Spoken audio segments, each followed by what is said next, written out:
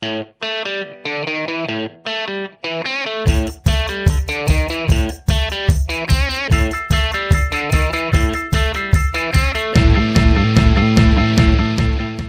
I'm Mark Clem, your host for Meet the Members of the National Ski Patrol. And what a thrill it is today to be up in upstate New York, a little bit north of Albany, at Lake Luzerne for a special meeting of the Eastern Division. But more importantly, it was the retirement party of Donna McGraw, who's been, we spent the last 3 hours, it wasn't a roast, folks, of how much good and how many contributions that Donna McGraw has given to the National Ski Patrol, more importantly, the Eastern Division over the years. And also her husband, Jerry's here with us. And Donna, was it overwhelming today to hear everybody that you've ever met in the Ski Patrol say you're the greatest of all time? I don't know about the greatest of all time, but it was just wonderful.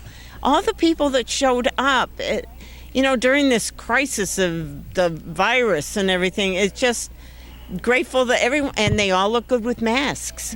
There's a whole bunch of people, I didn't even know if they were robbing a bank or something. Yes. And Jerry, you weren't excluded from the program either. You got a handful of awards and a handful of thank yous as well. Well, basically I get the support from Donna all the time, so just the fact that everybody else was recognizing all the support that she's given them over the years was a great honor just to be here. Now, Donna, more importantly, 31 years as the administrative assistant, is that right? Registration, yeah, yes, they gave me a title. Yeah. Division administrator, yeah, did the registrations for, when I started, it was 7,500 patrollers, then it went to 8,000. And it kept going on, but it was such a job. It was wonderful. Well, you told some funny stories up there, but I have one for you. Okay. I have one for you. The first time that I ever was in contact with Donna McGraw wasn't pretty. Let me tell you that it wasn't pretty. I was a brand new ski patrol director at Whitetail, and Whitetail was fairly new. And I'm like, I don't know how to do this stuff. So I'm looking through the policies and procedures, and it's coming towards the end of December, and I'm like, we got to get this check-in or something. I was asking 1,000 people, so I call up Donna, and Donna goes, "You're late." I'm like, more money. I'm like, what do you mean I'm late? She goes, "You're late. It was due today. I don't have it, you're late. You have to pay a penalty." Well, who says I got to pay a penalty? I do. So I said, well, we ain't paying late fees. Let me explain to her. We ain't paying late fees. And she goes, "You'll do what I say." No. So we worked it out. I explained to her I was brand new and the whole bit. And you didn't have to pay. We didn't have to pay, but I tell you, I thought, because back then our mountain paid for our dues. And I thought that Whitetail was going to say, "We'll pay your dues and you pay the penalty." I'm right out of college. I have about 3 nickels. I'm like, what am I going to do? So fast forward to 6 years ago. Maybe it was 5 years ago. I never met you in my entire life. I've talked to you 80,000 times on the phone. I show up in Albany because John wants me to come up and do the recap of the very first season of Meet the Members of the National Ski Patrol. I walk into the Desmond. I have no idea what to expect. I have no idea. Never been to a divisional meeting ever. I walk in, and everyone points in the right direction. I walk into the little hospitality area, and you're like, "Hey, you must be Mark. Want a drink?" The beer's right here. and I'm like, "What, do I need one?" And she goes, "Of all the times you've called me and asked me those kind of questions, you need one and I need one."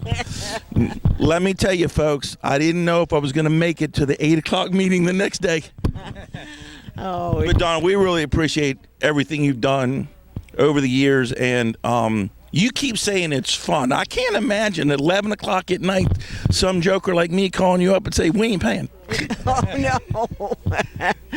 No, in the beginning, the hours were, when the patrol director got to the mountain, he had questions, could have had questions, and that's 6:30, 7 o'clock in the morning. Right. So a lot of times I was talking to you with pajamas on.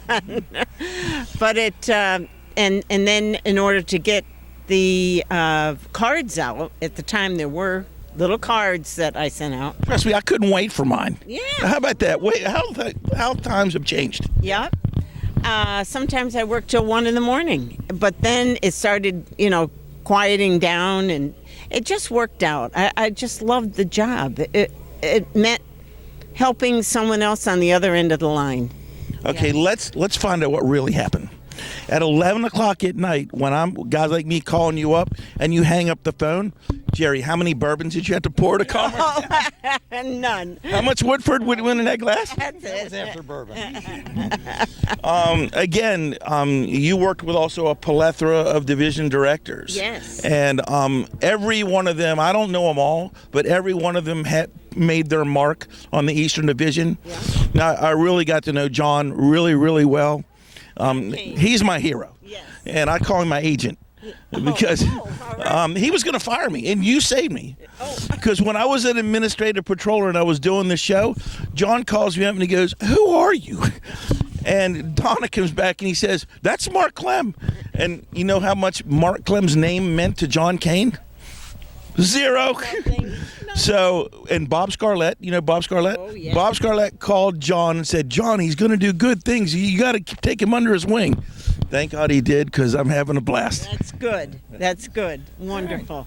You're an asset. You're an asset to go around to all the different areas or wherever you have gone, and just interview people like you're doing right now. Puts a different aspect onto the whole thing. That's good. Yes, it does. Well, you know what? You know why I did this? Because how many times have you ridden up a chair and you're talking to the people and your radio's on, they go, "Hey, you work here?"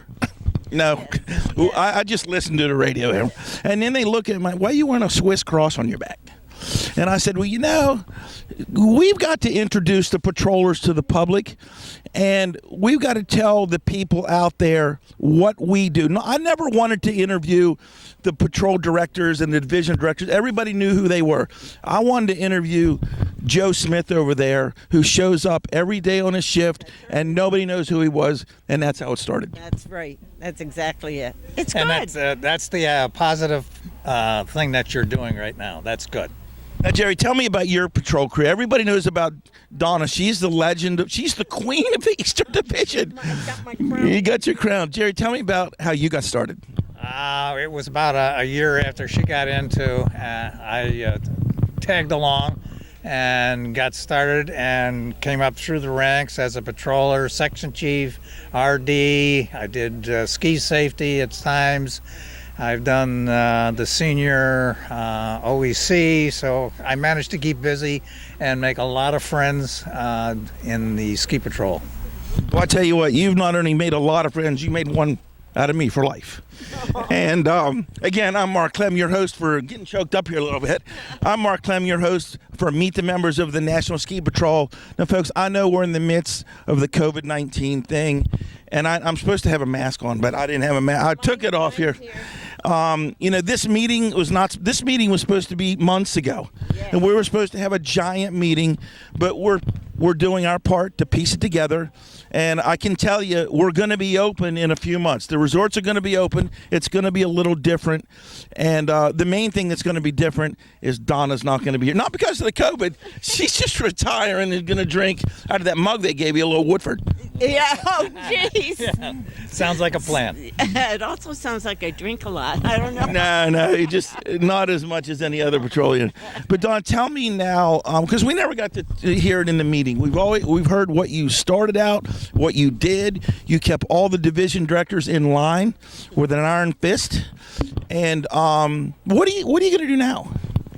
Well, Relax and ski. yeah, ski, of course. Well, And what do you ski at Gore Mountain? Is that where you go? we recreational ski at Gore, yes, and Royal Mountain Ski Patrol. We're on Royal Patrol. Is that in New York? Yes, it is. Yeah, it's just west of here. There's a small area just west of Johnstown, New York. Oh, okay. Yeah. Now, I've skied at Gore a bunch of times. My son was a racer. And for those people who have skied Gore, you're going to really appreciate this. You can't start a rumor without a lie. Is that right? All right. Is that right? Two great trails. I think we got a little play on words there. Yeah. I heard that. Again, hey, we got guests coming in all the time. Bye, Johnny. We got everyone saying goodbye. And Donna, again, in closing, I hope this is not a goodbye. No, it isn't. Hope it's a see you later. It is. That's it. See you later. Thank you so much. Okay, thank you. And Jerry, I've never really got to meet you either, but Donna, now, I mean, you could be my mom, my grandma, my sister, my cousin, everybody in between, because you know what? I still got your number, and if something needs fixed, I'm going to call you. You're gonna call me Again. Right. Again, I'm Mark Clem, your host for Meet the Members of the National Ski Patrol, and as we like to say, all season long. Hey, folks, the leaves are turning up here in upstate New York. The lake over here, I think it might have ice on it. It's 42 degrees right now. Hey, jump on the bandwagon. Put your mask on. We're heading to the mountain near you. Again, I'm Mark Clem, your host for Meet the Members of the National Ski Patrol. See you down the road. Woo!